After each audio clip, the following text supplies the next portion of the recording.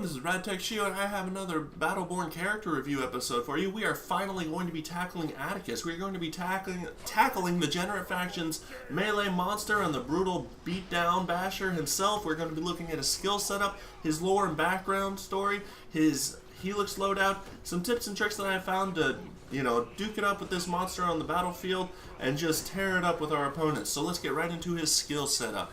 His first skill is called Pounce. Attikus will leap forward and he'll do a small amount of damage when he lands, but when he lands he generates a shockwave effect that will knock back all enemies, and if they hit a wall or another ally they'll become stunned for a few seconds. So it's kind of like a modified lumberjack dash that Montana uses. However, it does a shockwave effect in all directions starting off, which is pretty good.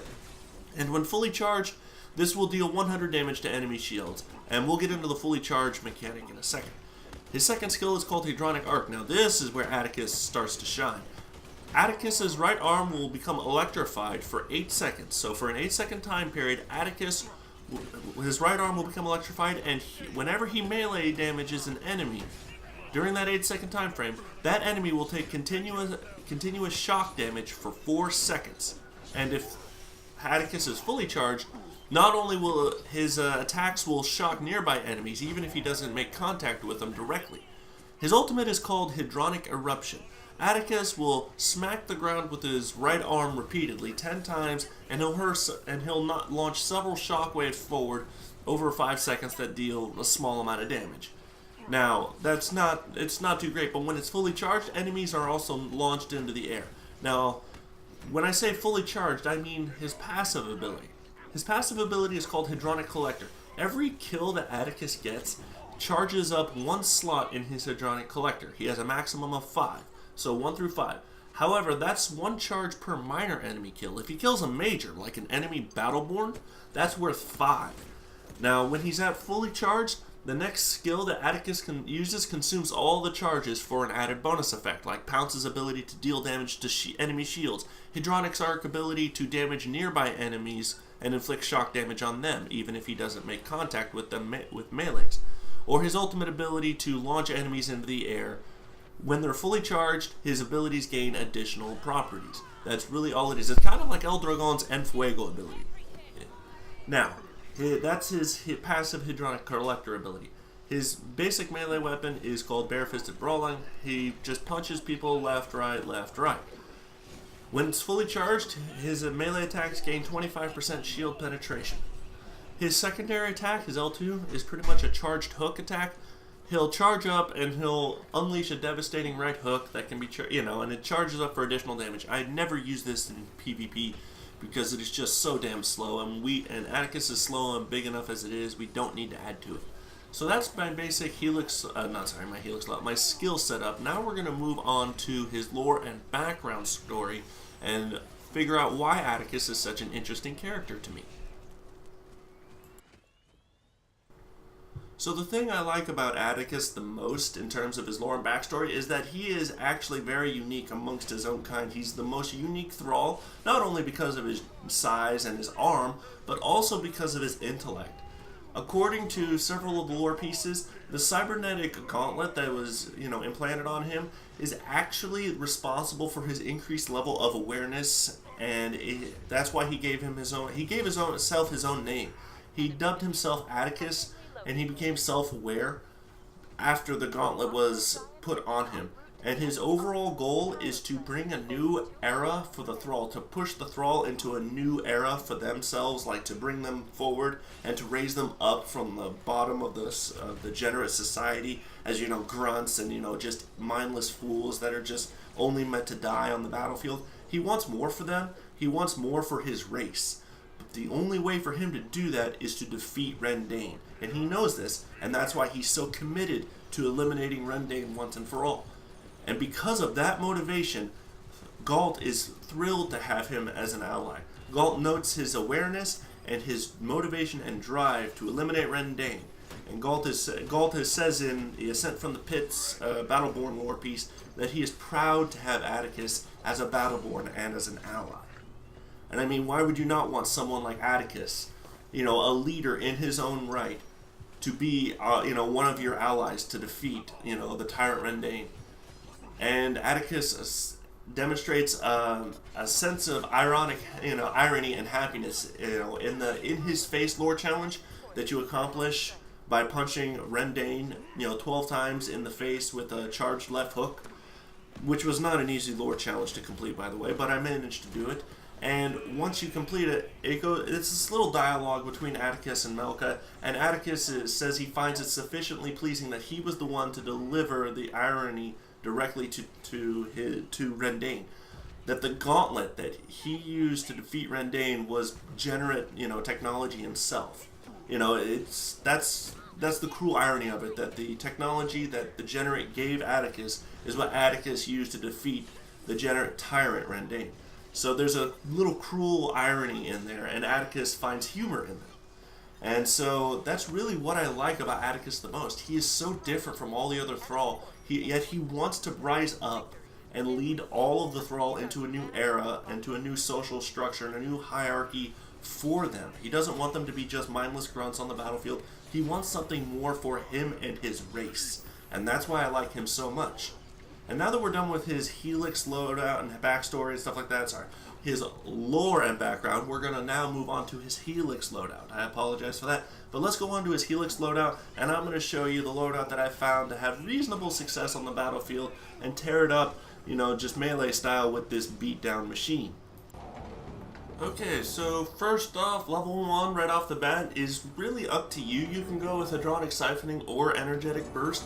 Energetic Burst is actually somewhat useful in that, if you're trying to leap to get away from an opponent, if you're surrounded, Energetic Burst can actually damage them, and it works well in that respect. Hadronic Siphoning is good because if you're damaging multiple opponents, if you're attacking a small wave of adds after you've activated Hadronic Arc, that can be very useful. That means you're dealing a fair amount of damage, a good amount of damage, and that 15% lifesteal doesn't sound like much, but if you're damaging, like I said, multiple adds, that can actually be a fair amount of damage, and that 50% lifesteal can actually be a bit of a difference maker. So the first one is up to you. Next off, level 2, I like to go with Staggering Pounce. I prefer that so that if I do damage anyone with Pounce, if anyone is damaged by it at all, they are slowed for 3 seconds, which means it's harder for them to move or get away, or it can be harder for them to follow me if necessary. Staggering Pounce is excellent. Energetic Pounce and Invigorating Pounce are not terrible, but I like Staggering Pounce the best. Next up, level 3. I prefer Tenacity. Repeated melee attacks to the same target within 2 seconds stacks bonus damage up to 5 times, up to 60%. That is excellent. It kind of is a little bit of a problem since Attikus has a bit of a slow melee attack, but that will be taken care of relatively quickly. We'll take care of that soon enough. But Tenacity is excellent because it allows Attikus to deal more damage. Brawler's Boon is not as good as I would have liked it to be. That's why I prefer Tenacity over Brawler's Boon.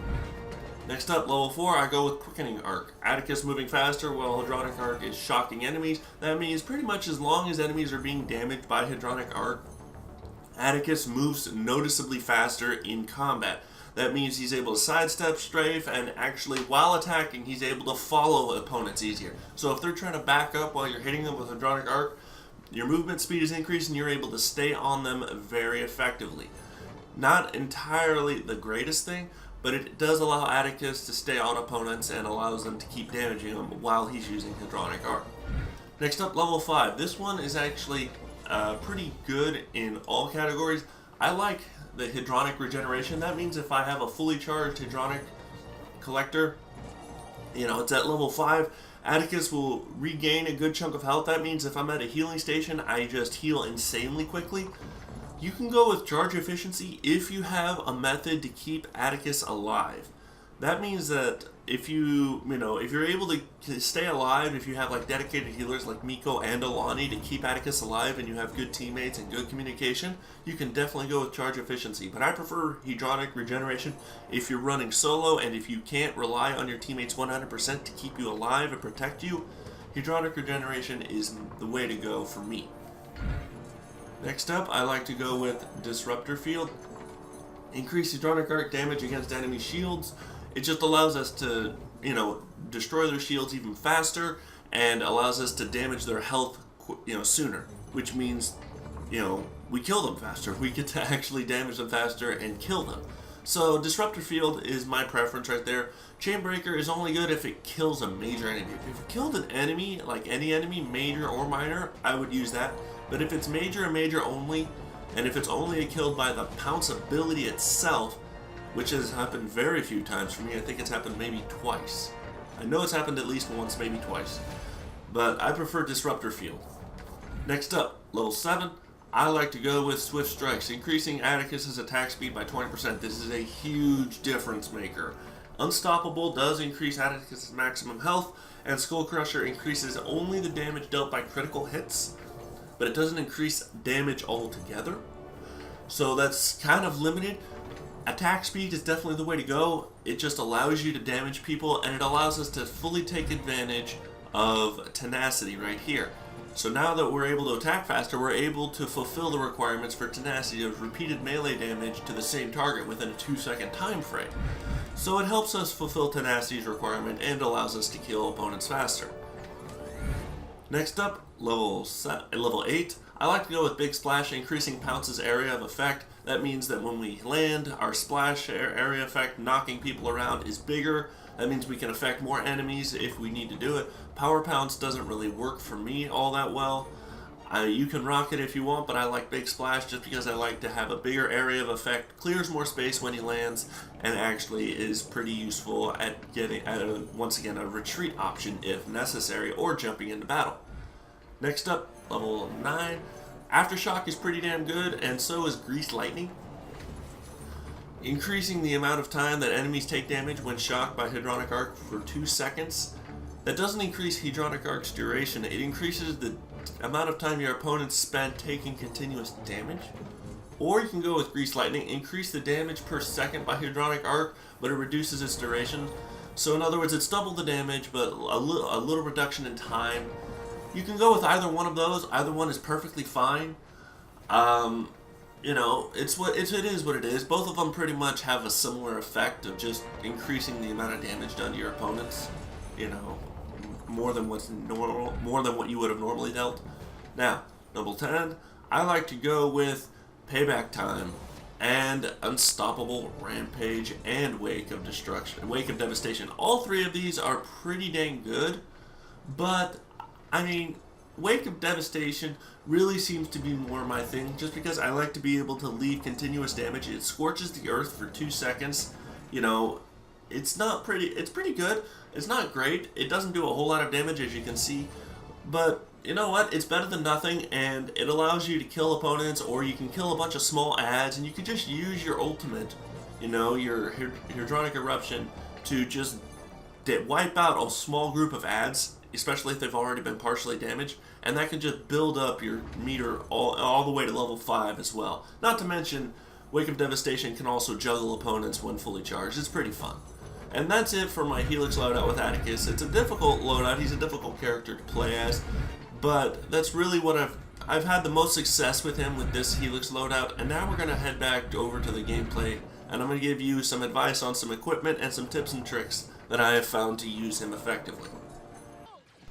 So real quick, when it comes to the gear, I've noticed that Attikus's melee attack speed starts off real slow, and it's not until later in the Helix that you get to augment the attack speed. So one of the things I definitely recommend is that you go with one of the daggers or war blades or wrist blades, something that gives an increase to attack speed, and if possible, have if you have one that says also grant an additional bonus to attack speed when a melee hit, for 5 seconds after a melee. If you have something like that, that would definitely help Attikus.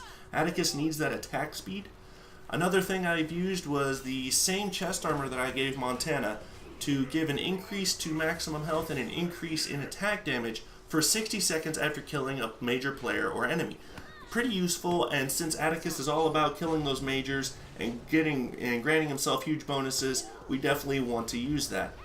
Now, last off, I like to go with another item that I gave to Montana, and that was the Jank Trickster's Rusty Nail. It's pretty much used for shield penetration, but it grants an additional bonus to shield penetration for 10 seconds after activating a skill.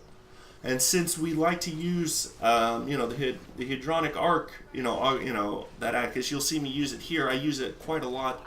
That's definitely Attikus's bread and butter ability. And since we're going to be activating that a lot when we head into battle, that's definitely something we'll just melt through our opponent's shields. With Attikus's inherent ability to attack opponent's shields and to just melt them away and deal additional damage in and of itself, thanks to all the Helix augmentations and the inherent abilities that Attikus has. With the Jake Trister's Rusty Nail added on top of all that, you just melt through opponent's shields. Like, it takes high shields for them to even not take health damage right off the bat. So that's one thing I definitely like with Attikus in terms of his loadout. Now, when it comes to playing him, Attikus is very wishy-washy, and he's a little inconsistent and unreliable starting out. He can actually have a lot of trouble dealing enough melee damage to kill enemies starting out. You need to be careful with this, and you need to pick your spots very wisely and rush into situations that are either equal or advantageous to you. Attikus is not the type of character to come back from a disadvantage. And you've noticed me use it a lot, and I also alluded to it in the Helix loadout, but I like to use Pounce as a retreat option, and I only jump into a battle when I feel like there was an advantage. Like right here, it's me and 2 other people hammering away at Isaac. That's an advantageous situation. That's a situation you can leap into with Pounce and commit to that battle. Because that's what Pounce is. Pounce is a commitment. It's a commitment to whatever situation you're jumping into. Because you won't have the opportunity to retreat. Attikus is a huge target. He draws a lot of attention once he gets to where he's going. And a lot of people will target him. Snipers included. Snipers like Thorn and Marquis, they love Attikus. They love attacking him. That's one of his greatest weaknesses on the battlefield, is ranged fighters. Thorn, Marquis, Oscar Mike, Arendi to an extent, they love targeting big players like Attikus. So Attikus, you really need to be careful about picking your spots, choosing what battles to go into. Every now and then, do what I do. Focus on small waves of adds just to build up your Hedronic collector, to max it out as high as you can. Not only for bonus damage purposes and shield damage purposes, but also to take advantage of the healing augmentation we chose to go with in level 5 with his Helix, to make it so that he'll have bonus health regen and stuff like that. So it really helps to pay attention to the battlefield, understand the flow of the battle, know what's going on, where the battle's taking place, what advantages Attikus can run into. Like right here, for instance, I'm waiting for an opponent to try and run into this trip mine. It's not going to work, but I'm trying to be patient with Attikus, as well as take advantage of healing opportunities. Look at certain situations, recognize which battles would be good for him to run into, and then proceed to battle. Attikus is excellent, and right here you see this situation where I'm just like, oh, nope, don't want anything to do with this, bam, get away. Attikus's Pounce is a great retreat option. I like it more as a defensive ability than offensive. Similar to Eldragon's Clothesline, you'll find that I play Attikus and Eldragon remarkably similar in that respect. I like to rush in melee, and when things look bad, I use one of my skills to retreat and get away. You'll definitely use that ability. I find that Attikus's Pounce is best used as a defensive maneuver because it just helps so much. And so many times I'll use Pounce, and like sometimes it'll just backfire when I use it offensively. So I like to use it defensively, and I'll only use it offensively when there's a situation that I should win. Pretty much an advantageous situation. That's really all I'll ever use Pounce for offensively. Now, I would like Pounce to have some type of radar when he lands so that I know in what direction enemies were launched, because it can be a little confusing and easy to lose people. Other than that, his base melee damage is a little weak starting off. I would like to have Attikus just give a small base damage increase. I think that would help him a lot. But other than that, Attikus is a lot of fun. I had a lot of fun playing as Attikus. You just need to be patient and learn how to use him effectively. And once you do, you'll be able to put up good numbers. You'll be able to do good. It just requires a lot of patience. It requires time, commitment. You have to learn him. He's a very difficult character to understand.